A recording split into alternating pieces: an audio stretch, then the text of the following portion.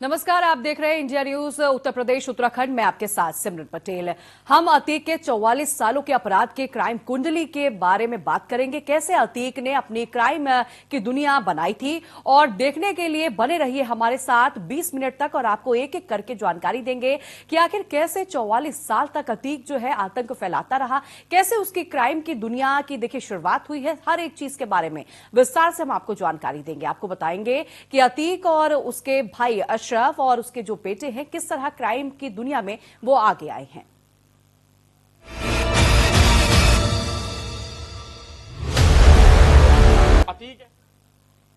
अतीक और उसके गैंग ने अपने दबदबे को बढ़ाने के लिए ऐसी रणनीति बनाई थी जो कोई अन्य गैंग सोच तक नहीं सकता। इसको लेकर इंडिया न्यूज के संवाददाता की ये रिपोर्ट देखिए और समझिए आप। अतीक अहमद ने एक अपनी अलग दुनिया बनाने की सोची थी। यही वजह है कि वो करेली इलाके में यहाँ एक शहर बसाना चाहता था, एक छोटी सी विधानसभा जहां से वो चुनाव लड़ता था, वहां पे माइनॉरिटी के लोगों को, गरीब तबके के लोगों को बसाना चाहता था।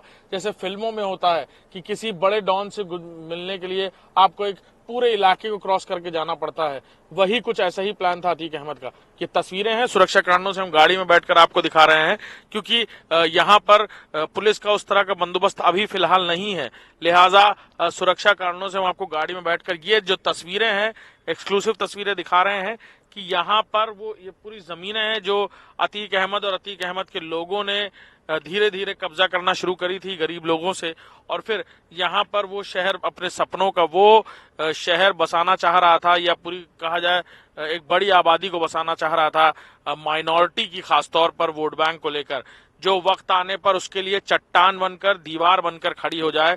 जब अतीक अहमद के सामने इस तरह की कोई मुसीबत हो तो उसे इस आबादी, इस भीड़ से होकर गुजरना पड़े। लिहाजा ये सपना उसका अधूरा रह गया। 2018 में यहाँ काम शुरू हुआ था, 18 में काम यहाँ पर जो शुरू हुआ था वो बंद करा दिया गया था अथॉरिटीज द्वारा, और उसके बाद अतीक अहमद की मुश्किलें लगातार बढ़ती रहीं। लेकिन उसने ये सपना देखा था कि ये जो पूरा इलाका है, इसे वो उस आबादी में तब्दील करेगा जो उसके वोटर हैं, गरीब तबके के लोग, उनके लिए यहाँ पर पूरा एक इलाका बसाएगा, यहाँ पर उनके लिए जमीनें इंतजाम करेगा। हालांकि जमीनें उन्हीं की थी, गरीब लोगों की जमीनें थी। उसने कहा था कि आप हमें जमीन दे दो, हम आपको मकान बना कर देंगे। तो जिसकी 1 बीघा जमीन थी उसको 300 स्क्वायर फीट या 400 स्क्वायर फीट या 800 स्क्वायर फीट या 1500 स्क्वायर फीट इस तरह के प्लॉट्स दिए जा रहे थे। बनाने के लिए कुछ पैसा दिया जा रहा था, या एक मंजिल मकान बनाकर दिए जाने का प्लान था। ये सपना अधूरा रह गया, लेकिन अगर ये पूरा होता तो आज अतीक अहमद की सल्तनत को क्रॉस करने के लिए न सिर्फ कई लोग यहाँ पर होते, बल्कि एक बहुत बड़ी आबादी चट्टान की तरह अतीक अहमद के लिए खड़ी रहती। उसे गिरफ्तार कर पाना, वहां पर पुलिस की तरफ से इंतजामात, बड़े इंतजामात लगाने पड़ते, और अतीक अहमद का ये सपना अधूरा रह गया। कैमरामैन अरशद के साथ अभिषेक सिंह, इंडिया। माफिया अतीक अहमद के कंट्रोल रूम की कहानी इंडिया न्यूज के संवाददाता के जुबानी सुनिए। आपको ले चलते हैं अतीक अहमद के अपराध के उस हेडक्वार्टर में, जहां से बैठ के ना सिर्फ वो ऑपरेट करता था, बल्कि वहीं से सारे धंधे संचालित होते, चाहे हथियारों के धंधे हो, लैंड माफिया कंट्रोल करना हो, बाकी चीजें कंट्रोल करनी हो। इसी दरवाजे, इसी गेट से एंट्री होती थी।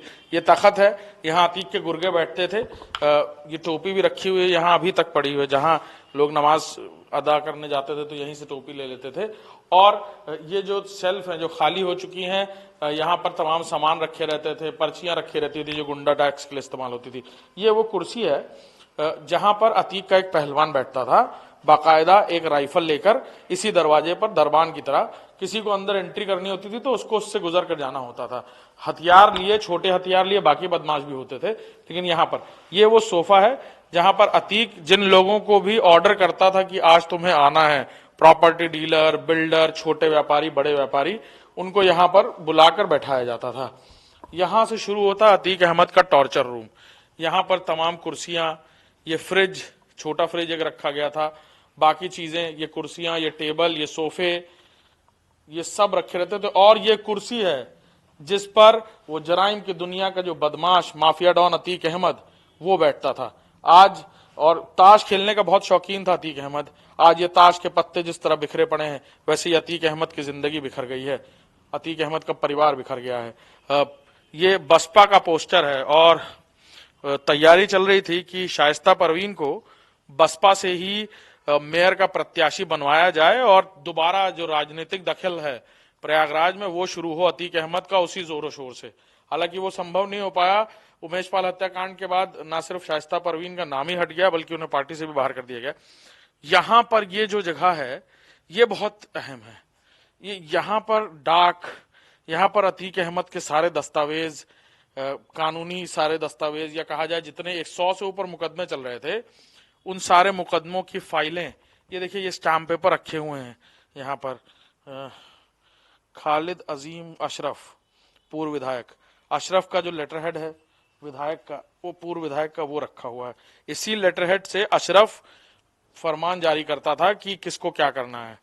ये देखिए पार्षदी के लेकर के भी और कई सारे लेकर भी जो टिकट है वो यहाँ बैठकर डिसाइड होते थे। ये बहुजन समाज पार्टी की पार्षदी इलाहाबाद की बुकलेट है, कौन कहाँ से पार्षद है पूरा डिटेल देखिए लिखा हुआ है इसमें। तो यहाँ एक तरह से कहा जाए अतीक अहमद का वॉर रूम चलता था। पॉलिटिकल पार्टियों के वॉर रूम में रणनीति तय होती है, यहाँ ये तय होता था कि किसका कौन बात नहीं मानेगा और किसको निपटाया जाए, और ये सारी बातें यहाँ पर बैठ के अतीक अहमद तय करता था। ये पोस्टर अभी भी अतीक अहमद का यहाँ देखिए लगा हुआ है, अभी भी वैसे ही। पेपर की कटिंग्स हैं, अखबारों में जो विज्ञापन अतीक अहमद छपवाता था वो सारी कटिंग्स यहाँ पर रखी हुई हैं। बहुत सारी चीजें, दस्तावेज, ये देखिए अतीक अहमद का जब समाजवादी पार्टी में सुनीता देवी यादव प्रमुख, इस तरह के प्रधान और कई सारे लोगों के भी चीजें यहाँ पर मिली हैं। खालिद अजीम, अतीक अहमद का भी लेटर हेड यहाँ पर देखिए, बहुत सारे लेटर हेड अतीक अहमद के मुकदमों की फाइलें, मुकदमों की लंबी फहरिस्त थी अतीक अहमद की, लिहाजा वो जो फाइलें हैं अतीक अहमद की वो यहाँ पर आपको खूब सारी दिखेंगी। ये फाइलें हैं, वोटर लिस्ट हैं, बहुत सारे दस्तावेज है। देखिए ये टॉर्चर रूम भी कहा जाता था। टॉर्चर रूम के बगल में ठीक ये जो कमरा है ये गोपनीय कमरा था। ये अलमारी है, ये हर लिहाज से बहुत अहम थी। लिफाफे रखे हुए हैं कई सारे, ये देखिए लिफाफा दिखाने की कोशिश करते हैं। ये अतीक अहमद पूर्व सांसद, ये इस तरह के कई सारे लिफाफे इसी तरह रखे हुए हैं यहाँ पर। दस्तावेज खूब सारे रखे हुए हैं यहाँ पर, क्योंकि अतीक अहमद को कानूनी समझ हो गई थी इतने मुकदमों की पैरवी करते हुए, जेल जाते हुए, लड़ाई लड़ते हुए, लिहाजा उसको समझ में आता था कि कब अपराध करना है। वकीलों से बहुत इंप्रेस रहता था वो, बहुत प्रभावित होता था वकीलों से, इसीलिए यहाँ पर वकीलों का आना जाना बहुत रहता था। एक शख्स जिसकी बार बार बात आ रही है, जिसे उम्र कैद की सजा भी हुई है उमेश पाल अपहरण मामले में, वो उनके मुख्य वकील थे और गुलाम शौलत खान हनीफ, गुलाम शौलत हनीफ की बात की जा रही है। वो उनके करीबी थे और उनका ज्यादा दखल था यहाँ पर। ये देखिए वोटर लिस्ट, किसको क्या चुनावी, लोकसभा 51 फूलपुर इलाहाबाद, यहीं से अतीक अहमद चुनाव लड़ता था लोकसभा का। तो किसको क्या मिला चुनाव निशान, ये देखिए बाकायदा सारी चीजें, ये वोटर्स को लुभाने के लिए सारी चीजें की जाती हैं। उसके अलावा अतीक अहमद का लेटर पैड, अतीक अहमद के नाम के लिफाफे, ये वो दस्तावेज हैं जो उस वक्त लोगों को डर में डालने के लिए, भय में डालने के लिए काफी थे कि अतीक अहमद, क्योंकि बड़े शान से कहता था कि उसके ऊपर 100 से ऊपर मुकदमे हैं। कई सारे लोग यहाँ दिन दिन भर बैठकर इंतजार करते थे। अतीक अहमद अंदर बैठा रहता था एसी में, बाहर मिलने नहीं निकलता था, उनको सिर्फ यह जताने के लिए कि तुम कितने गैर मामूली हो उसके लिए। कई सारे बिल्डर्स को सिर्फ धमकाने के लिए यहाँ बुलाया जाता था। कई सारे लोगों को ये भी कहानियां सामने आई हैं कि इस कमरे में, ये जो कमरा है जिसको टॉर्चर रूम कहा जा रहा है, इस कमरे में घंटों यहीं बैठाकर, बाहर वाले कमरे में यहां बुलाकर बुरी तरह से मारा पीटा जाता था। लाठी डंडों से कई सारे लठैत, असलहेधारी, बदमाश, पहलवान अतीक की भाषा में कहा जाए तो, यहां पर बैठे रहते थे। और इस टॉर्चर रूम में अतीक बड़े ठहाके लाता था, इसी कुर्सी पर बैठकर मजे लेता था उन सारी चीजों के, किसी के दर्द को दूसरे अंदाज में बयां करता था। यहां तक कहता था कि आओ तुमको एक लप्पड़ मारने का जी कर रहा है। लोगों को यहां बुलाया जाता था, यहां भरी महफिल में बैठकर अतीक उनके मुंह पर एक तमाचा जड़ दिया करता था और बड़ी शान से कहता था देखो मैंने क्या कहा था। तो ये टॉर्चर रूम इसीलिए कहा जाता है इसको, क्योंकि यहां पब्लिकली भी अतीक कई लोगों को बेइज्जत करने के लिए बुलाता था, बस ये मैसेज देने के लिए कि तुम चाहे कितना बड़ा भी काम कर लो, तुम चाहे कितनी भी रुपया कमा लो, पैसा कमा लो, लेकिन जिस दिन अतीक अहमद का मन करेगा उस दिन वो तुम्हें जमीन में झुका देगा। कैमरामैन अरशद के साथ अभिषेक सिंह। उमेशपाल मर्डर के बाद अतीक की पत्नी साइस्ता परवीन पर लगातार फरार चल रही हैं। साइस्ता की क्राइम कुंडली के बारे में हम आपको ग्राफिक्स के जरिए बताएंगे कि अब कब कब उन्होंने क्राइम किया। तो चलिए आइए आपको जानकारी देते हैं। देखिए ग्राफिक्स के जरिए आपको बताएंगे साइस्ता पर प्रयागराज में 4 मामले देखिए दर्ज है। देखिए ग्राफिक्स के जरिए आपके टीवी स्क्रीन पर हम आपको दिखा रहे हैं और आपको ये भी जानकारी दे 3 धोखाधड़ी और एक हत्या का केस जो है अतीक अहमद की पत्नी साइस्ता परवीन पर दर्ज है और 3 मामले जो है 2009 में कर्नलगंज पुलिस स्टेशन में दर्ज किया गया। और वही देखिए आपको ये भी जानकारी दे दे धोखाधड़ी वसीहत की जालसाजी के भी मामले जो है साइस्ता परवीन पर दर्ज किए गए। हालांकि देखिए आपको ये भी जानकारी दे साइस्ता जो है लगातार फरार चल रही है। मर्डर का केस जो है उमेशपाल हत्याकांड के बाद साइस्ता परवीन पर दर्ज किया गया। उमेशपाल हत्याकांड के मुख्य आरोपी हैं साइस्ता परवीन।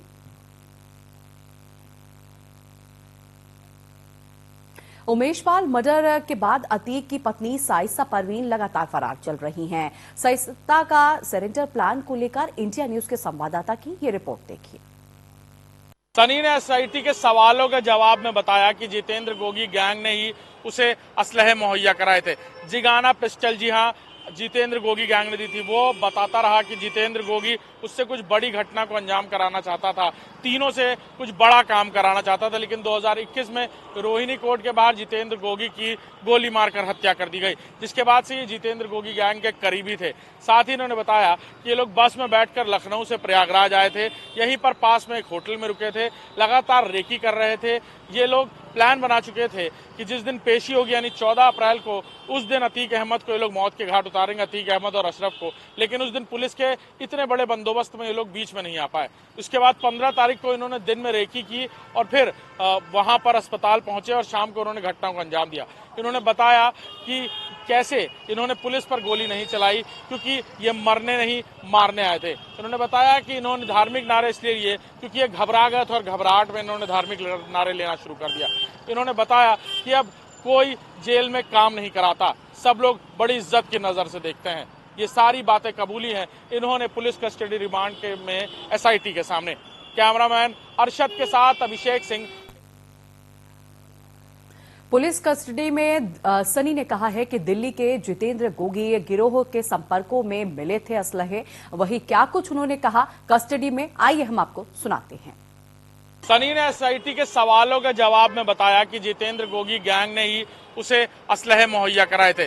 जिगाना पिस्टल जी हाँ जितेंद्र गोगी गैंग ने दी थी। वो बताता रहा कि जितेंद्र गोगी उससे कुछ बड़ी घटना को अंजाम कराना चाहता था, तीनों से कुछ बड़ा काम कराना चाहता था। लेकिन 2021 में रोहिणी कोर्ट के बाहर जितेंद्र गोगी की गोली मारकर हत्या कर दी गई, जिसके बाद से ये जितेंद्र गोगी गैंग के करीबी थे।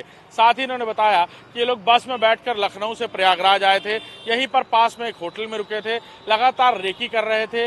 ये लोग प्लान बना चुके थे कि जिस दिन पेशी होगी यानी 14 अप्रैल को, उस दिन अतीक अहमद को ये लोग मौत के घाट उतारेंगे, अतीक अहमद और अशरफ को। लेकिन उस दिन पुलिस के इतने बड़े बंदोबस्त में ये लोग बीच में नहीं आ पाए।